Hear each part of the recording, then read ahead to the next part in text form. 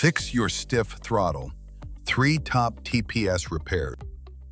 Believe a lagging engine requires a costly visit to a professional? Think different. In this guide, I will show you through 3 easy ways to calibrate your throttle position sensor. Every tactic has its best setup, ensuring you use the right fix for your engine or truck type. Relax. Every phase will be easy, and I will highlight main errors to skip to stay totally safe. Let's begin with the simplest tactic, but stay tuned for the final tactic. It is the most robust choice when other tactics fail. Method 1. Perform the ignition reset. How to calibrate the throttle position sensor using simple ignition reset. This is the initial tactic, and it works for most current autos. It is best when your ride feels heavy, the pedal isn't acting right, or the motor is idling oddly, but there are no trouble codes. Let's jump right in. First, ensure the ride is fully off and stopped. Just pull the fob out of the slot and pause for a bit. No hurry here. We are going to move it bit by bit. Now, slide the fob back in, but do not crank the motor yet. Just rotate it to the on click so the cluster lights glow. You will observe all those status lights blinking, but do not panic. It is standard. Next, we are shifting to the gas pedal, where steps get a bit precise. Quietly push the gas pedal down. It should last roughly 4 seconds to reach it all the way to the base. Once it is down, keep it there for 3 seconds. I will confess I have hurried through this before, but believe me, calm and steady is the goal. The entire task only lasts about 7 seconds. Now, softly lift the gas pedal as slowly as you pushed it. Take about 4 seconds to totally ease your foot off, then redo this entire push, hold, release cycle 2 extra times. I realize it might feel like overkill, but missing any bit could ruin the entire reset. Once you have finished it 3 times, rotate the key to off and pull it from the slot. Wait for 10 seconds. Nearly finished. Now for the last test. Put the key back in, crank the auto, and look closely at how the pedal acts. Is the motor idling more steadily? Does the pedal feel more alive when you tap the lever? If you detect a nicer, faster reaction, the fix worked perfectly. Before moving into the next tactic, if this is your first visit here, tap that join button. I will wait.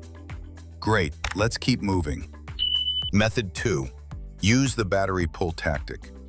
How to calibrate the throttle position sensor using the battery pull method. This is the second tactic. It is best for autos with digital throttle control tech when the easy fix does not work. Be cautious when touching the battery and do not keep the fob in the slot. Now to get moving, stop safely and kill the motor. Then lift the hood and find the battery. Use a tool to loosen the bolt on the dark lead, which is the ground side. Once it is loose, softly lift the lead off the battery and ensure the steel end does not hit anything else to stop spark jumping. Keep the battery off for roughly 5 to 10 minutes. This lets the computer drain and wipes out any remaining power flow. Then attach the dark lead and shut the bolt. Next, put the fob into the slot and rotate it to the on click, but do not crank the motor. Let the cluster lights finish their startup. Crank the ride and let it run for 10 to 15 minutes without hitting the gas pedal. After running, kill the motor, restart, and look for fixes. Method 3. Expert component learning. If that does not fix your issue, do not fret. There is a slightly more complex path that might be exactly what your ride needs. The third tactic is throttle position sensor learning.